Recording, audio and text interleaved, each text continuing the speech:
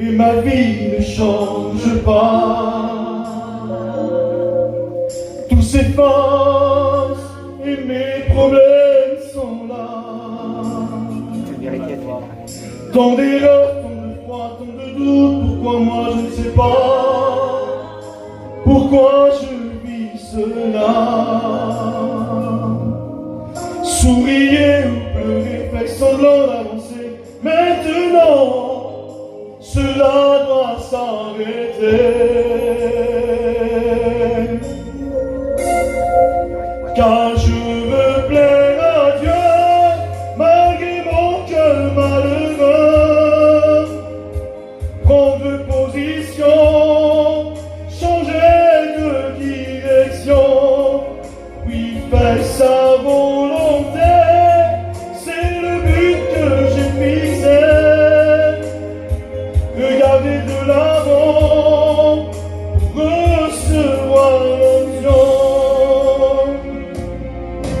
Tu m'as dit que ton cœur se trouvera, que dans la tempête, je serai avec toi. Sur tes promesses, je me raccroche, sur ta parole, je m'abandonne, car je veux ne plus compter sur moi. Sur mes promesses, je marche sur ta montagne de monter, car je veux que mon cœur soit bouleversé. Alors viens sécher mes larmes et rallumer la flamme. Changer, bouleverser pour ne plus reculer. Écoutez ta voix qui me dit je suis là. Ressentir ta présence, oui, pour te faire confiance. Car je veux plaire à Dieu, malgré mon cœur malheureux. Prendre position, changer de direction, oui, faire sa volonté, c'est le but que j'ai fixé. Regardez de l'avant, recevoir l'onction.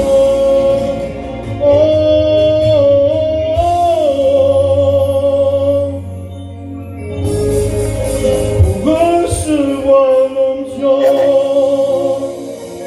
Dieu bénisse son Seigneur. Béni soit ton nom.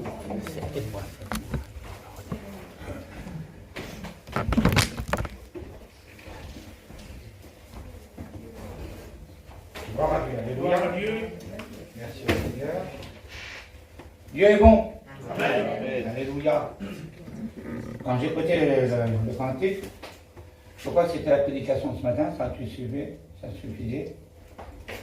On a tellement besoin de Dieu. Amen.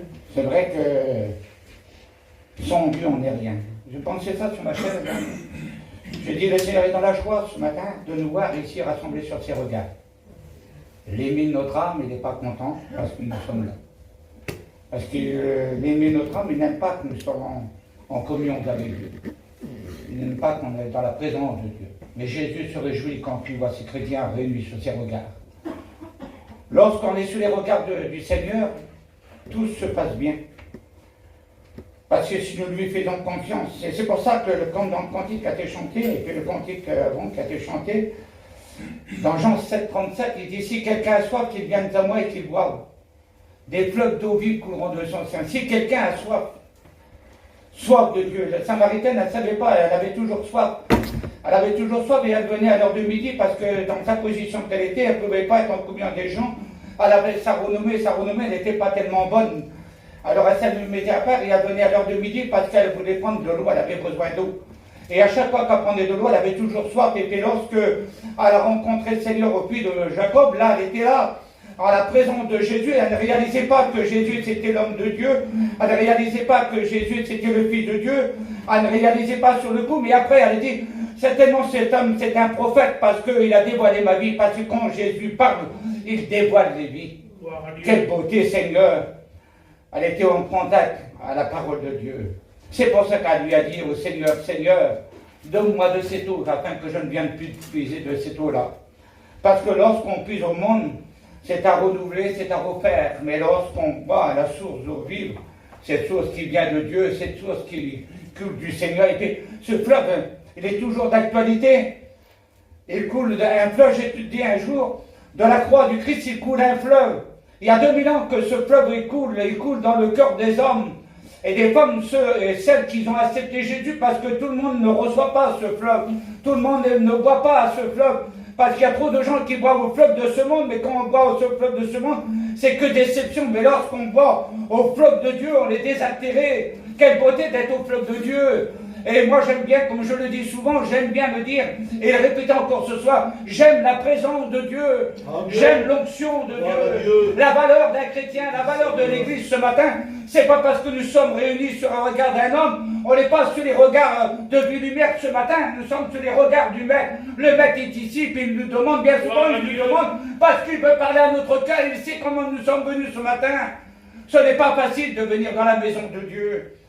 C'est vrai quand il y a du découragement, il y a de l'anxiété, il y a des problèmes, des difficultés. Si on regarde à nos problèmes, si on regarde à nos difficultés, si on regarde à notre vie que nous vivons, puis on vieillit, certainement qu'on n'est pas toujours tout jeune, et puis quand les années passent, il semblerait qu'on n'avance pas. On dirait que c'est un combat difficile.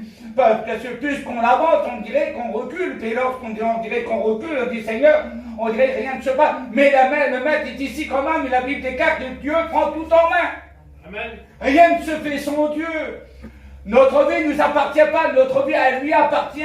Eh bien c'est vrai parce que pour certains, c'est vrai c'est difficile plus pour certains que d'autres.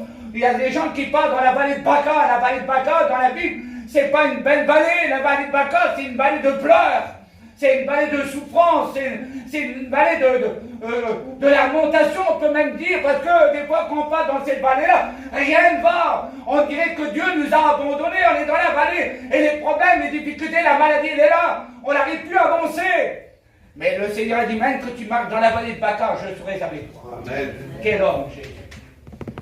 Jamais homme n'a parlé comme cet homme. Ils l'ont compris, les huissiers, ces hommes qui voulaient le saisir. Ils étaient là pour le regarder. Il le regardait, il a dit, jamais homme n'a parlé comme cet homme. Parce que quand Jésus parle, il ne parle pas pour être applaudi. Il ne parle pas pour être admiré. Quand Jésus parle, il parle à notre cœur parce qu'il nous aime. Il ne parle pas à n'importe qui ce matin. Nous sommes le petit troupeau du Seigneur. Nous sommes dans sa maison, un pays que j'ai dit ça au frère tout à l'heure. Il y a des gens qui sont là, mais on ne les voit pas. Des fois, l'église elle est pleine, des fois, elle est moins pleine. On dirait que les gens, ils essayent d'aller à droite à gauche pour chercher quelque chose. C'est parce qu'on ne sautera pas d'église en église qu'on va être béni par Dieu. C'est pas dans les églises qu'on va aller là-bas. On veut recevoir, mais on reçoit où qu'on est. Même que tu es chez toi, Dieu te peut donner. Amen. Quel homme, Jésus. J'ai beaucoup plus d'expérience chez moi qu'ici, moi. Bien que j'aime la présence de Dieu, j'aime les réunions, Seigneur, que Dieu, on a des onctions particulières. Mais merci, Seigneur, dans nos réunions qu'il y a de l'onction. Mais quand des fois je suis chez moi, quand je me place devant Dieu, je vous le dis ce matin, il n'y a pas d'orgueil à dire, mais quand je me place devant Dieu, quand je passe dans un problème, lorsque je me mets à genoux et que j'invoque mon Dieu, je lui demande, je le supplie, parce que je suis sans voix et je dis, Seigneur, j'ai besoin de toi, et puis là, intervient. Amen. On est un Dieu de miracles. Alléluia. Le ciel peut s'ouvrir ce matin. Amen. Oui, le ciel peut s'ouvrir. Parce que dans Hébreux chapitre 13 et au verset 8, il a dit, je suis le même hier, je suis le même aujourd'hui, et je suis le même éternellement. En moi, dit Seigneur, il n'y a aucune onde de variation. Ce que ma parole dit, mon bras l'accomplit. C'est une promesse de Dieu. Ne promène pas des regards inquiets, dit l'Éternel. Je suis ton Dieu, je viens à ton secours, et je te soutiens par ma droite triomphante. La droite de Dieu, c'est pas la droite d'un homme. On ne s'appuie pas sur un homme, on ne s'appuie pas sur une lumière ce matin, on s'appuie sur le Maître. Amen. Et le Maître est ici, je l'aime. Quel homme, Jésus. Jamais homme n'a parlé comme cet homme. Vous savez, c'est pas facile pour moi ce matin. C'est lui qui avait fait ça.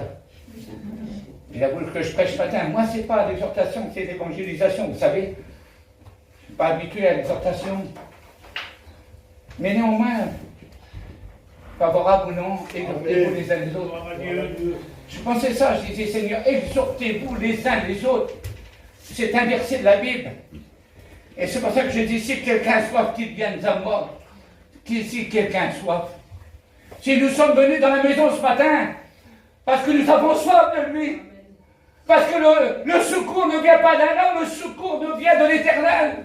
Quelle beauté d'avoir un secours, un soutien. Et puis je peux vous dire ce matin, oh, des fois si la Bible déclare, si ton père, ta mère t'abandonne, ton fils, ta fille t'abandonne, tes enfants t'abandonnent, moi l'Éternel, je ne t'abandonne pas. Amen. Quel homme Jésus. Quand il ne parle pas pour rien dire. Ce matin, croyez dans les promesses de Jésus. Oh, si tu es venu ce matin avec un découragement, si tu es venu angoissé ce matin, si tu as un problème dans ta vie, si tu es malade ce matin, le divin médecin il est ici. C'est pour ça que quand je prie pour les malades, dès que vous remarquez, je dis que j'ai dit le divin médecin, mais qu'il est le divin chirurgien.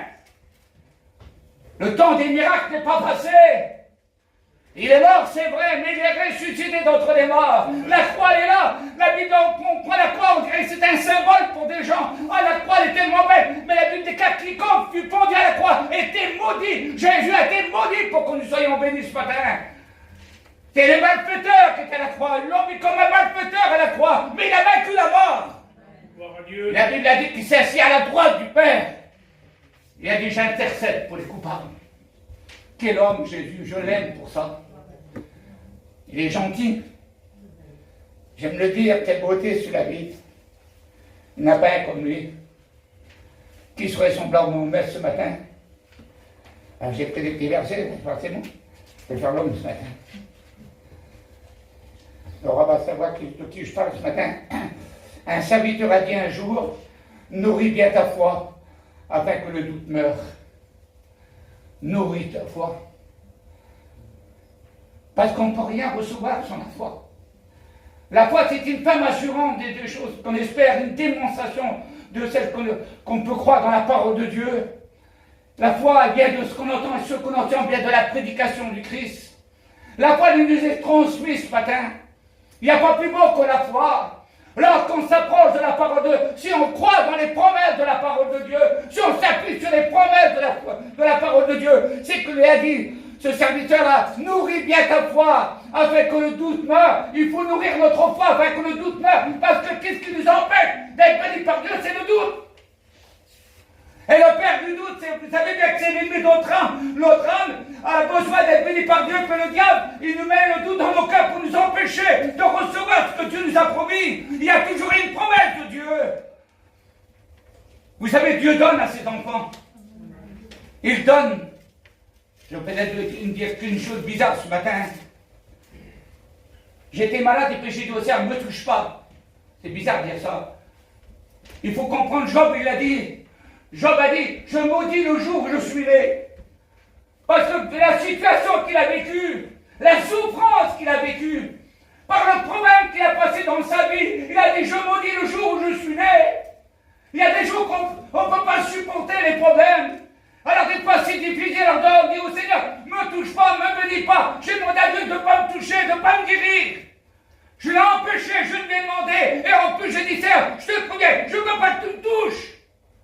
Pourtant, je suis un serviteur de Dieu, mais quand on a des problèmes qui nous surpassent, on est trop dur dans le problème, qu'on pas dans la vallée de Baca, quand on n'est pas dans la vallée des problèmes, à certains moments, on ne trouve plus d'issue, on a peur du lendemain, on a peur des problèmes qui peuvent nous arriver. Et moi, j'avais peur des problèmes qui nous allaient arriver. Alors j'ai dit, Seigneur, prends-moi avant, maintenant. Me touche pas, j'ai dit. Mais c'est pas nous qui décidons, c'est lui qui décide. Amen. Rien ne se fait sans mon Dieu. Alors on pleure, c'est vrai. Et lorsque je rentrais dans le médecin, et que le monsieur m'a dit, vous êtes un miraculé, vous n'avez plus rien. J'ai sorti dehors, je lui ai dit, j'ai dit, pourquoi tu as fait ça? Pourquoi tu as fait ça? Pourquoi tu m'as touché, Seigneur? Il y a des gens qui prient pour être guéris, et moi je demande la mort, et tu me donnes la guérison. Et j'ai réalisé à ce moment-là qu'on ne décide rien, parce que lui est notre Père et nous sommes ses enfants. Et Dieu donne à ses enfants, s'il veut donner à ses enfants. Dieu nous connaît, vous êtes les enfants de Dieu ce matin. Vous lui appartenez ce matin. Et puis moi j'ai dit, Seigneur, non, je ne veux pas. J'ai sorti, j'ai dit, pourquoi tu as fait ça? Et le Seigneur m'a guéri de cette maladie de ce siècle. C'est un miraculé. Mais c'est pas ça qui me fait rentrer dans le ciel. La guérison du corps, il n'y a pas plus beau.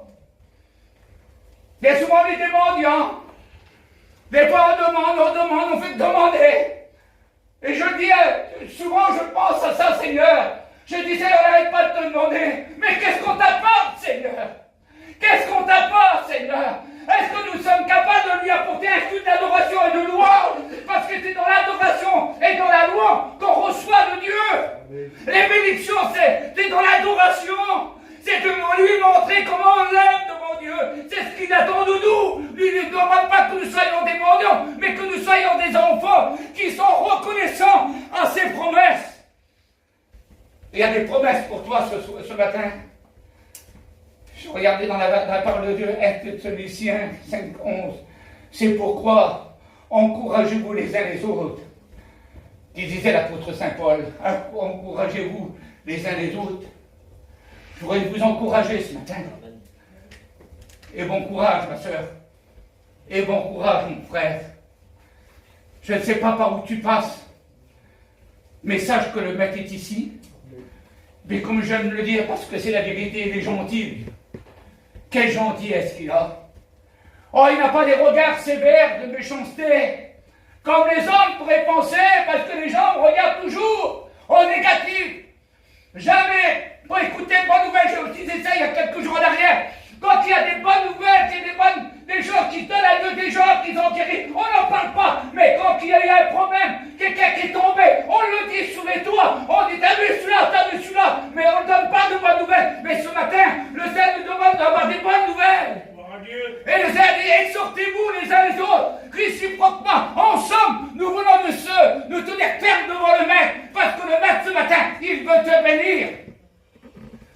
Peut-être que tu souffres. J'ai marqué comme ça, Hébreux, chapitre 4, et au verset 7, approchons-nous donc avec assurance du trône de la grâce, afin d'obtenir miséricorde et de trouver grâce pour être secourus dans nos besoins. Approchons-nous ce matin du trône de la grâce. Tu veux être béni ce matin, ma soeur? Est-ce que tu veux être béni, mon frère? Amen. C'est tout simple. Il faut s'approcher. Mais pour s'approcher, il faut se placer devant lui. On n'est pas des mendiants, je le dis souvent, Seigneur, c'est vrai, je répéterai ce matin. Nous ne sommes pas des mendiants, mais nous sommes ses enfants. Il sait de quoi que nous avons besoin. Il sait de quoi tu as besoin ce matin. Comment tu es venu ce matin à la maison de Dieu. Et là, dans 1 Pierre, il marque au chapitre 4 et au verset 7. Mais si quelqu'un souffre comme chrétien, qu'il n'en ait point honte, et plutôt qu'il glorifie Dieu à cause de ce nom.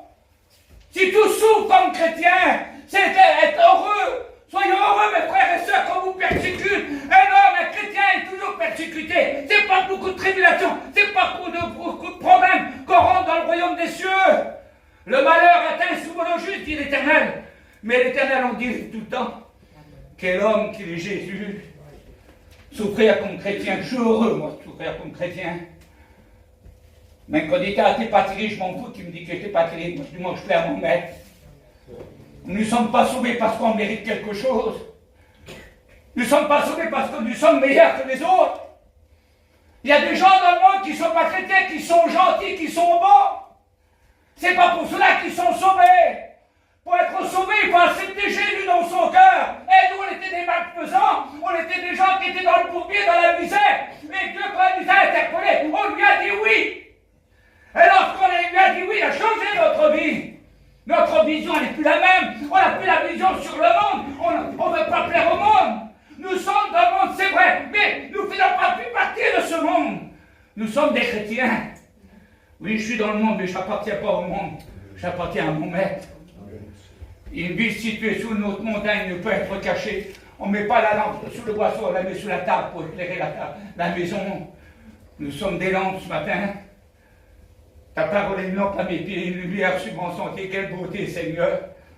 Je pensais ça, Seigneur, c'est vrai, je le dis ce matin. Combien de fois j'ai dit, Seigneur, comment caler ma lampe à mes pieds? Là, mais je ne vois pas la lumière sur mon sentier.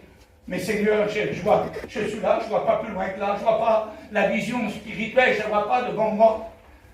Des fois on souffre, Seigneur, mais tant que la lampe elle est à nos pieds, tant que la lumière est dans notre maison, c'est que nous sommes des chrétiens. Un chrétien, il éclaire les autres. Un chrétien travaille pour les autres. Un chrétien soutient ses frères. Dans les problèmes, dans les difficultés, c'est pas toujours évident, mais il faut le faire. Nous sommes des chrétiens. Le service de prier les uns pour les autres. Il y a, depuis quelques années, là, je ne sais pas qu'est-ce qui se passe. Elle me dit, elle, mais t'arrêtes plus d'être au téléphone. T'arrêtes pas d'être au téléphone. Les gens m'appellent. De tout à coup, je ne sais pas qui ils sont, je ne les connais pas. Mon frère, tu ne peux pas prier pour moi. Je ne suis pas dans les problèmes. Vous savez ce que je fais? Ben, je prie le Seigneur. Je prie au téléphone. Des fois, sur le parking, l'hôtel, je prie, et puis je prie pour la personne comme ça, comme ça, comme ça. Je prie même pour des foyers complets. Dans le foyer, l'homme et la femme, ils sont en miettes, ils me demandent mon frère de l'air. Et je prie pour eux. Ah, le téléphone, c'est vrai, pour certaines choses, il n'est pas bon, mais pour d'autres choses, il est bon quand même. C'est un soutien, le téléphone. J'ai vécu une expérience terrible sur Facebook. Les gens disent à Facebook, j'ai vécu une expérience terrible. Un gars, il a voulu se suicider. Il est tombé sur mon site, je ne sais pas pourquoi, je mets toujours du verset du jour, je mettais, et puis il m'a interpellé, mais je ne sais pas écrire, moi. Je sais à peine lire, mais je ne sais pas écrire. Comment faire? Donne-moi ton numéro, j'ai dit, puis il m'a donné son numéro. Et puis je l'ai eu au téléphone, et il dit, voilà, monsieur, j'ai tombé sur votre site, ça m'a encouragé, ça m'a touché, il dit, c'est comme si j'aurais bon moi. Il dit, ma femme m'a quitté, puis je voulais me suicider ce soir. Mais j'ai tombé sur votre site, là, je ne sais pas, ça m'a touché. Et je l'ai exhorté. Je ne vais pas faire ça, mon pauvre gars. J'ai dit, si tu te donnes la mort, tu vas aller dans un autre endroit que tu vas être encore plus malheureux que sur la terre. Tu es malheureux, de l'autre côté, c'est encore pire. C'est pas possible. Il dit, j'ai parlé de Dieu, et je l'ai orienté vers le Prat là-bas. Et puis il a été, quelques jours après, il m'a envoyé vers j'étais à l'église de chez le Prat. J'ai sauvé la vie. Quelle beauté, Seigneur. Dieu est bon, Dieu se sert de toutes sortes de moyens pour bénir. Nous avons besoin de Dieu ce matin. C'est pour ça que j'ai dit mais Dieu sauve le malheureux dans sa misère. Et c'est pas la souffrance qui l'avertit. Il sauve le malheureux, Seigneur. Souvent les malheureux, je le dis, c'est vrai. On n'est pas des mendiants ce matin. Mais Dieu est amour ce matin. Je vais me laisser guider, ce n'était pas ma prédication réellement, mais c'est là ce matin. Je me sens bien là. C'est un lieu redoutable, quelle est belle la présence de Dieu. Jésus t'aime, ma soeur. Sache que Jésus t'aime, mon frère. Prends courage ce matin. Je ne sais pas comment tu es venu, mais sache que le Seigneur lui connaît tout, il sait tout. C'est marqué dans 2 Pierre, chapitre 2 et au verset 9. Le Seigneur sait délivrer de l'épreuve les hommes pieux et les femmes pieuses. Il sait délivrer ceux qui lui appartiennent. Accroche-toi à Dieu ce matin. Dieu va te bénir ce matin. Apocalypse au chapitre 3 et au verset 11, je viens. Bientôt retiens ce que tu as, afin que personne ne te prenne ta couronne. Quelle beauté, Seigneur. Quand j'ai tombé sur ce verset-là, j'ai dit, on les connaît par cœur, les versets de la Bible. Ça fait 45, 46 ans que j'appartiens au Seigneur, on commence à connaître la Bible, mais des fois, il est bon de les repasser. Quel encouragement, les versets de la Bible. Il dit, je viens bientôt, retiens ce que tu as, afin que personne ne te prenne ta couronne. Apocalypse au chapitre 3 et au verset 5, celui qui vaincra sera ainsi revêtu du vêtement blanc, et je n'effacerai point son nom du livre de la vie. Quelle beauté. Apocalypse au chapitre 2 et au verset 10, sois fidèle jusqu'à la mort, et je te donnerai la couronne de vie. Dans Jacques au chapitre 5 et au verset 8, vous aussi soyez patients, affermissez vos cœurs, car l'avènement du Seigneur est proche. Accrochons-nous ce matin. Dieu nous appelle à nous accrocher ce matin. Dieu t'appelle à t'accrocher. Parce que le peuple d'Israël, vous savez, ce matin, dans Exode, c'est marqué dans la parole de Dieu. Dans le Exode au chapitre 12 et au verset 37, il est marqué à peu près 600 000 hommes de pied, sans compter les femmes et les enfants, lorsqu'ils ont sorti du pays d'Égypte, 430 ans d'esclavage. C'est pour ça que la Bible déclare qu'aucun malheureux crie, l'Éternel l'entend. 430 ans dans l'esclavage, dans la souffrance, dans les problèmes, ils ont été tourmentés par Pharaon, ils souffraient. C'était la misère totale. Mais la Bible déclare, ils ont invoqué l'Éternel et l'Éternel a entendu et l'Éternel est descendu. Parce que quand on crie à l'Éternel descend de son trône de gloire. Il descend, il vient libérer son peuple de l'esclavage. Il vient libérer son peuple, ses enfants qui souffrent sur la terre. Dieu Il a descendu par son Fils Jésus sur la terre. Il a vu la souffrance de son peuple. Jésus de son ciel de gloire. Il est descendu sur la terre. Il est venu apporter un message de délivrance, un message de réconciliation, un message de paix, un message de joie, un message de salut. Quelle beauté, Seigneur! Et Israël souffrait quand dans l'esclavage. Là-bas, c'était une souffrance totale. Mais l'Éternel dit quand il en descendu, il avait une montagne devant eux, c'était la mer, infranchissable, impossible de passer. Mais la Bible déclare à main levée, la mer s'est ouverte en deux, les hommes et les femmes sont passés à pied sec. Quelle grâce que Dieu a fait, Seigneur! Et la Bible déclare que le peuple là, qui était dans l'esclavage, ce peuple qui était comme souffrir, ce peuple qui était malheureux, ces gens mouraient par les coups de feu, ils étaient là dans la boue pour faire des briques, ils étaient là dans la souffrance. Et là, lorsqu'ils sortent de l'Égypte, ils se trouvent dans le désert devant la montagne de l'Éternel, la montagne de Sinaï, la montagne de la bénédiction, ils sont là devant la montagne. Et la Bible déclare que Moïse, l'homme de Dieu, le serviteur par excellence, le serviteur qui a été choisi par Dieu, Moïse préfigure le Christ. Quel homme, Moïse! Moïse monte sur la montagne, il reçoit les 10 commandements de Dieu, il reçoit la loi, l'étape de Dieu. Quelle grâce, Seigneur! Et le peuple est en bas, le peuple est nourri par du pain. Chaque jour, ils avaient du pain, ils avaient des cailles, ils avaient le rocher qui les suivait. Le rocher représentait le Christ. Ils avaient de l'eau en abondance, pas de travailler, pas de souffrance. Quelle joie pour eux! Ils auraient dû être heureux, ce peuple-là. Quel peuple au courage, dit le Seigneur, au lieu de déchirer vos vêtements, déchirez vos cœurs, dit l'Éternel. Je vous donne de l'abondance. Tu n'as plus besoin de travailler, je te donne de la nourriture, du pain du ciel. Quel bon pain, Seigneur. Jamais les hommes n'ont eu un pain comme ça. Ils étaient là, c'était bien. Et lorsque Moïse monte sur la montagne, et l'Éternel dit à Moïse, Moïse, ton peuple s'est corrompu en moi. On va comprendre quelque chose dans ce domaine-là. Ils ont vu tous les fléaux sur l'Égypte. Ils ont vu la puissance de Dieu. Ils ont vu ces murs de chaque côté, la mer qui était là, la mer ouverte en deux, ils marchent à pied sec. Quel prodige qu'ils voient devant eux. Ils ont vu la Shekinah, la gloire de Dieu. Ils avaient dû dire, Seigneur, quel homme qu'il est Jésus, quel homme qu'il est Dieu, quelle grâce d'avoir un Dieu comme ça. Je veux le servir, je veux lui plaire, je veux mettre à genoux de mon mauvais. Et la Bible dit qu'ils se sont corrompus. Il ne faut pas longtemps qu'un serviteur s'éloigne pour que le peuple s'éloigne. C'est malheureux de dire. Avec les copains, on en a parlé. On dit qu'on est des remorqueurs. Jusqu'à quand on va remorquer? Alors on va dans un terrain, on remorque. On va dans autre terrain, on remorque. On va sur une place, on remorque. Ça vient, ça va. C'est comme la chanson, ça s'en va et ça revient. Alors ça va à droite, ça va à gauche, on tire là, on tire là. On met tout en œuvre. On parlait avec mon petit le jour, on disait, Seigneur, s'il faudrait s'écouter, on arrête tout ça. Pour dire la vérité, on arrête tout ça. On se plaint dans la réunion, puis on prie le Seigneur, puis on est tout tombé. Mais Dieu nous a appelés à remorquer. Alléluia. Nous sommes des remorqueurs. Si ton frère est faible, tends-lui la main. Si ton frère est tombé, ne le condamne pas. J'ai parlé avec un homme il y a longtemps. C'est un homme de redit, il est sur elle. C'est un tour d'homme. Et sa femme, il avait fait des misères, il avait bu, il était là, déchaîné, c'était fini.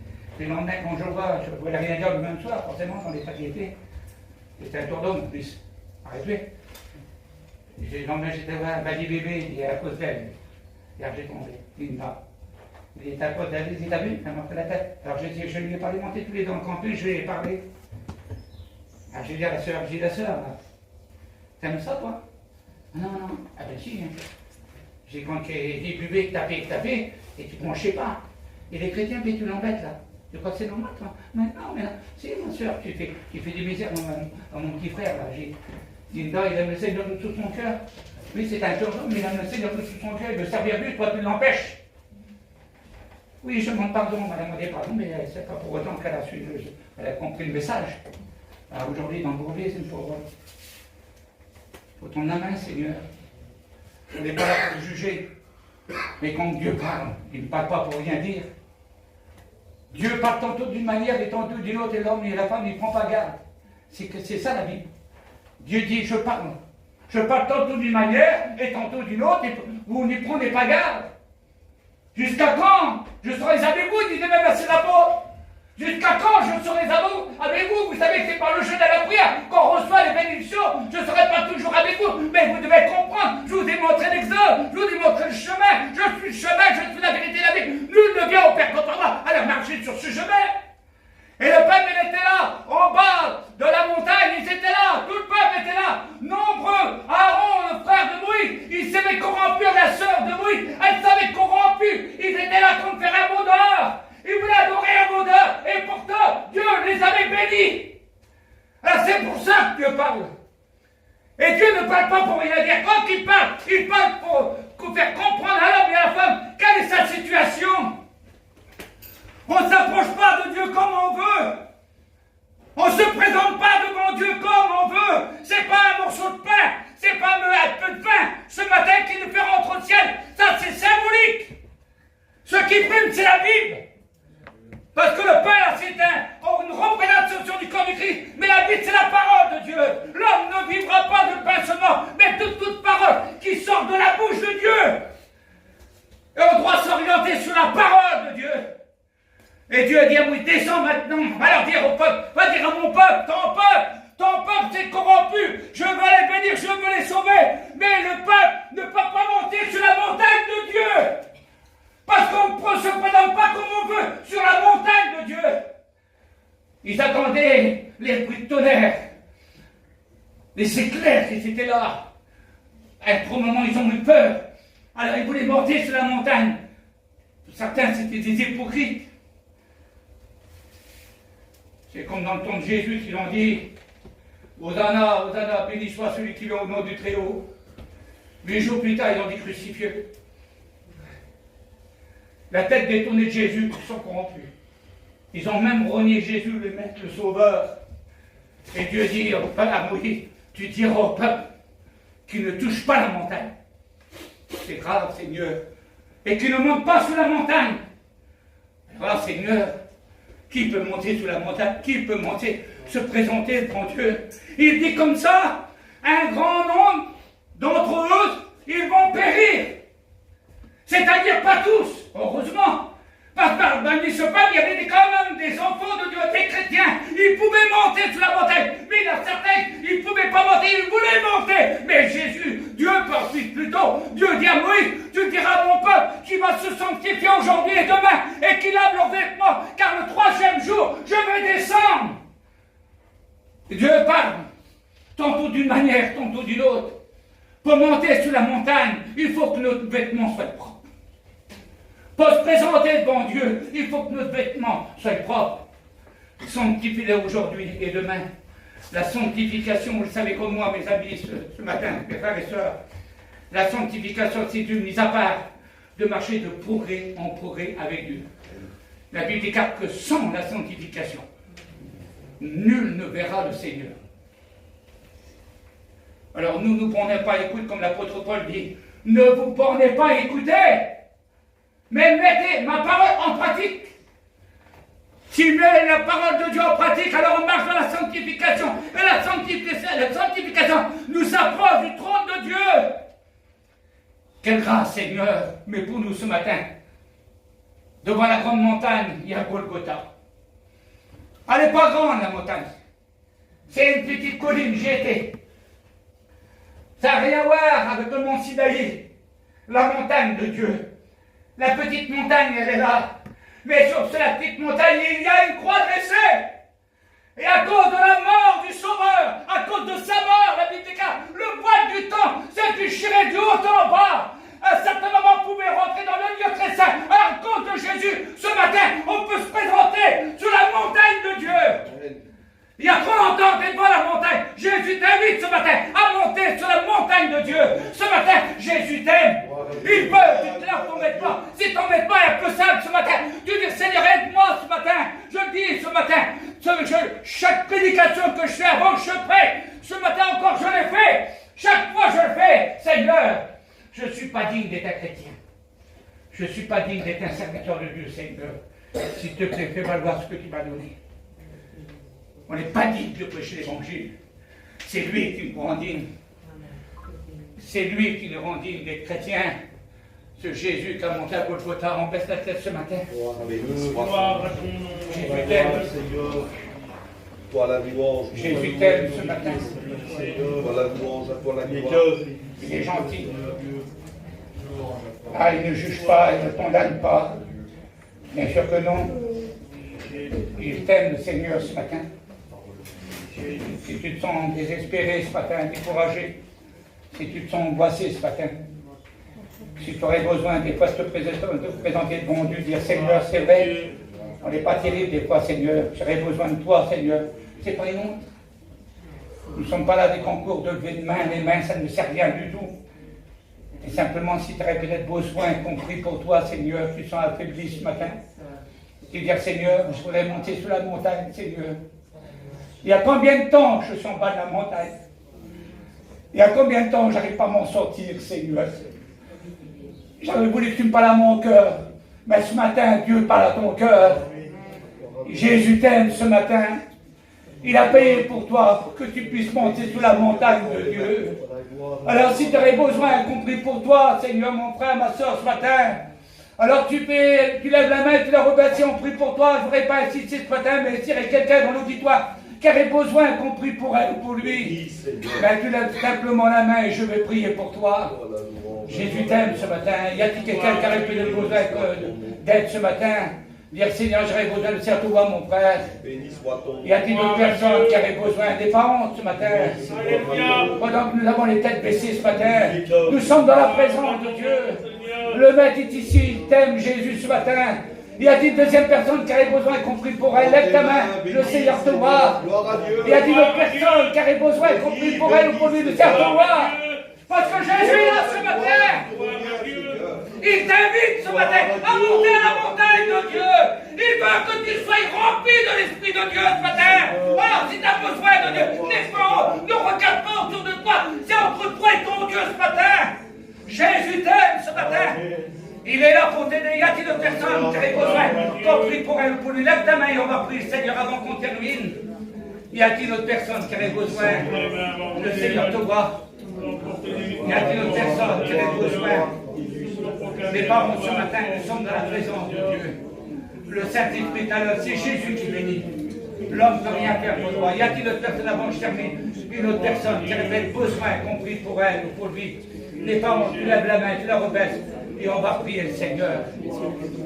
Que Dieu soit glorifié. Béni, va appeler Nana, tu vas prier pour nous. Gloire à Dieu, gloire à Dieu.